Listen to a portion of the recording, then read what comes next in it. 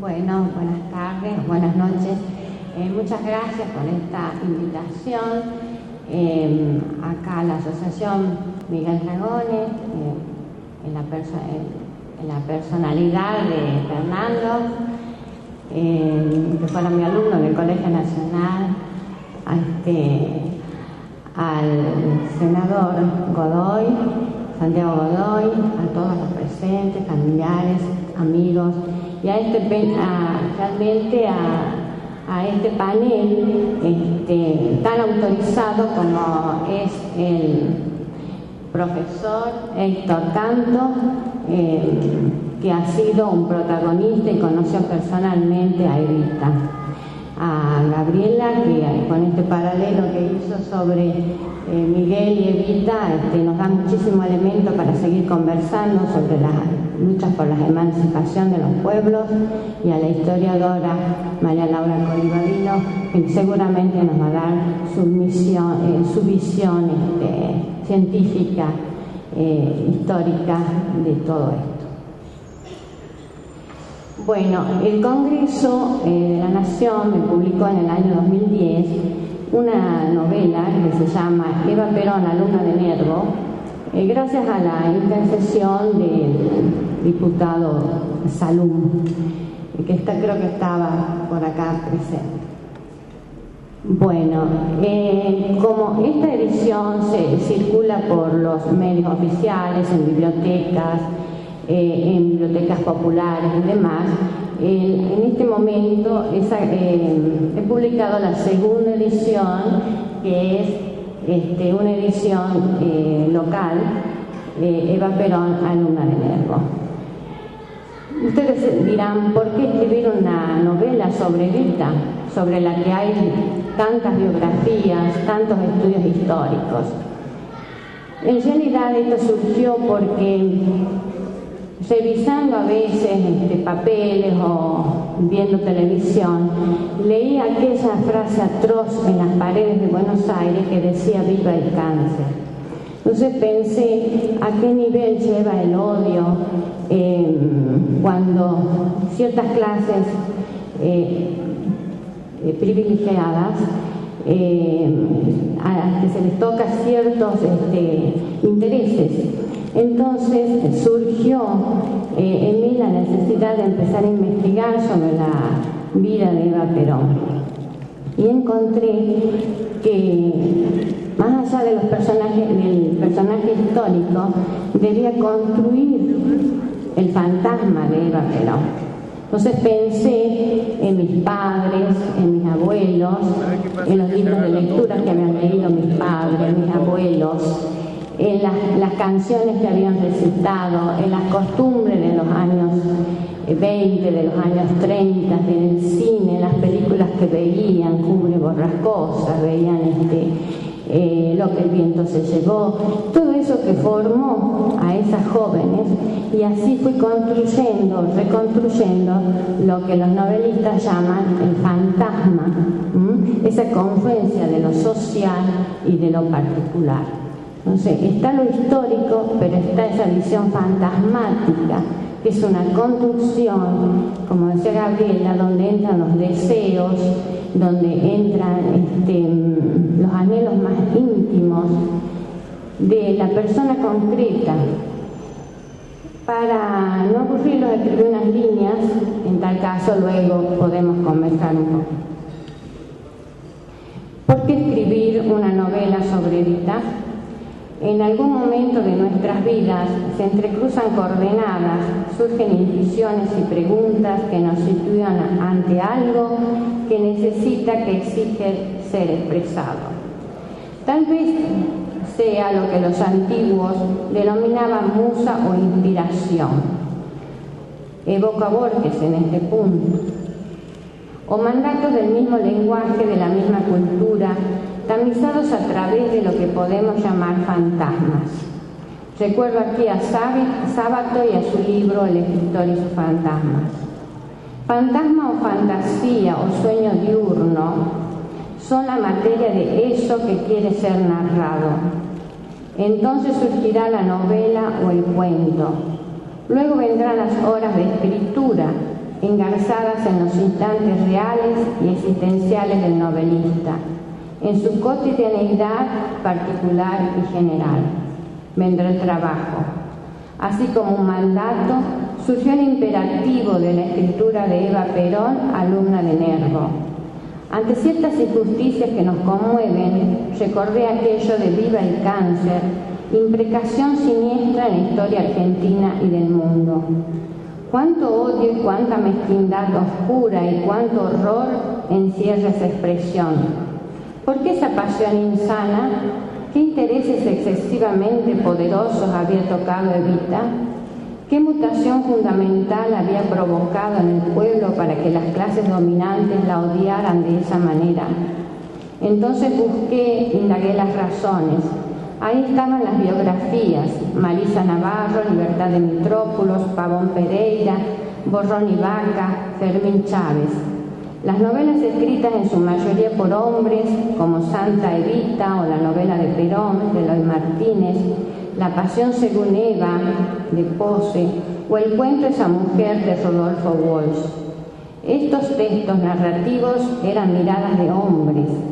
Hay algo en Evita, por supuesto, que solamente es accesible a las mujeres, precisamente su condición femenina, su biología, su cuerpo, su alma y sus deseos de mujer, la relación con la madre, con las otras mujeres, con las hermanas y la primera esposa de Perón, Aurelia Tizón, quien también murió de cáncer de útero a los 30 años.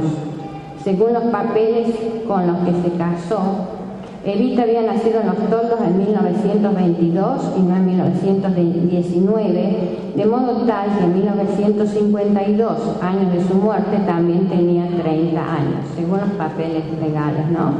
Porque ahí cambian la fecha de nacimiento.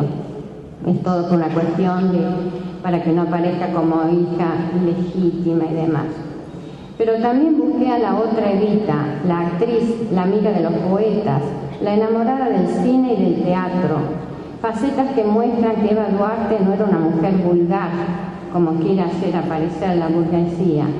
¿Cómo puede creerse que era una mujer elemental, simplemente arribista y ambiciosa, si entre sus amistades figuraban Armando y Enrique Discépolo, Homero Mansi, Leopoldo Marechal, Bacareza, Speroni, Eva Franco, Marcos Zucker, Pierina de Alessi, Castiñeira de Dios, Lucas de Mare, Elías Castelnuovo, Horacio Regan Molina, Oscar Ponferrada, Antonio Nela Castro, Lucas de Mare, Rita Molina, Fanny Navarro, Armando Bo, Luis Andrini, Olga Zubarri, Nelly Omar y tantos otros, importantes artistas de esos años y en especial y escritores.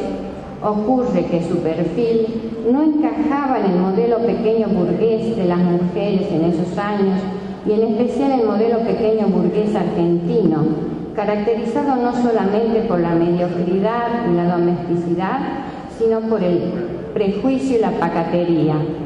La historia de Eva Perón muestra que no era una arribista. Los arribistas no entregan su vida en aras de ideales. Los arribistas no son mártires. Entonces había que construir el fantasma de Evita, hecho de jirones de fantasías como fueron las fantasías de nuestras madres, en especial de las chicas pueblerinas de los años 20 y 30 que iban al cine y veían Cumbres Borrascosas, María Antonieta, Ana Karenina, que leían a Becker, recetaban a Rubén Darío y Amado Nervo.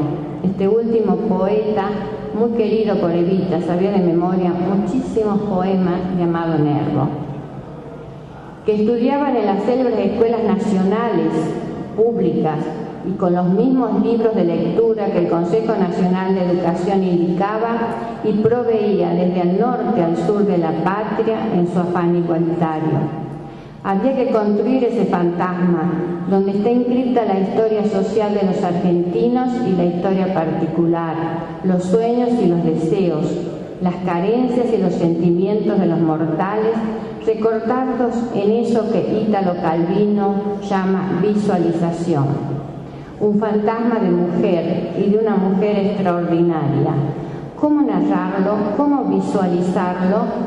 Tal vez una autobiografía ficcional, una voz en primera persona hubiese sido adecuada, pero el fantasma se impuso y habló desde múltiples puntos de vista, desde Evita misma, desde Perón, desde Juan Ibarguren, desde Elisa Duarte de Arrieta, desde Blanca Duarte, de Álvarez Rodríguez, desde Juancito Duarte, su hermano, y desde una figura dispuesta a advertir los repliegues más íntimos del alma femenina, un poeta, Joaquín de Llenaro, capaz de amar y de callar, de modelar un recuerdo y un personaje en la total soledad y en el silencio, capaz de ocupar para siempre el lugar destinado al olvido, el que pasó y es lo más doloroso quizás, sin ser siquiera advertido por la amada.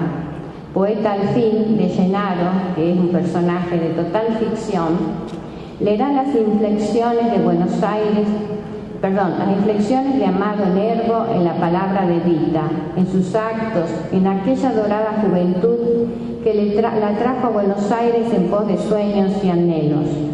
Un poeta encerrado en su cuerpo de hombre, pero capaz de temblar como el alma femenina, el lado femenino de la indómita, transgresora e inclaudicable Evita. Si es cierto que las lecturas y la poesía modifican a los sujetos, no podemos dejar de señalar que Eva Duarte, en su infancia y juventud, leía y recitaba en forma admirable a los poetas modernistas y simbolistas, Rubén Darío, Amado Nervo, Blanco Belmonte, Gabriel Galán. En la Escuela Nacional número 1 de Junín, cuenta su maestra Palmira Repetti, Evita se distinguía por sus dotes para la declamación, en especial la poesía decadentista, moralista y mesiánica de Amado Nervo. Basta examinar el léxico de los discursos de Eva Perón, algunos de ellos bosquejados por Muñoz Aspiri, y se adivinan sus giros personales, cargados de imágenes modernistas, tomadas del espíritu de Rubén Darío y de Amado Nervo. Hay un campo semántico y léxico surgido del arsenal expresivo modernista y simbolista, pero también de la retórica del romanticismo que jamás abandonó este continente. Recitar, declamar, sentir con el poeta, ¿acaso no provoca una mutación en los jóvenes y en los que no lo son?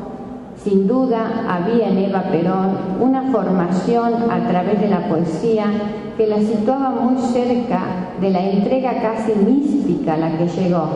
Su historia está escrita en Amado Nervo.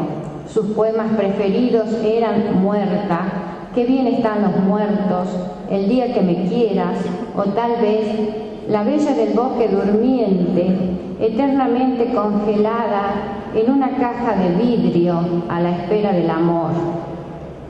En Cómo conocí a Evita y me enamoré de ella, extraído del Poder al exilio de Perón, dice: antes de expirar, Eva me había recomendado no dejarla enterrar, quería ser embalsamada, igual que en el poema de Amado Nervo, La bella del bosque durmiente. Obsesión que remite claramente a la fábula de Nervo, transmutada en poema simbolista, cargado de sugerencias y de deseos mortíferos de goce en una dimensión serena y anhelada, los jardines de la muerte. Bueno, nada más.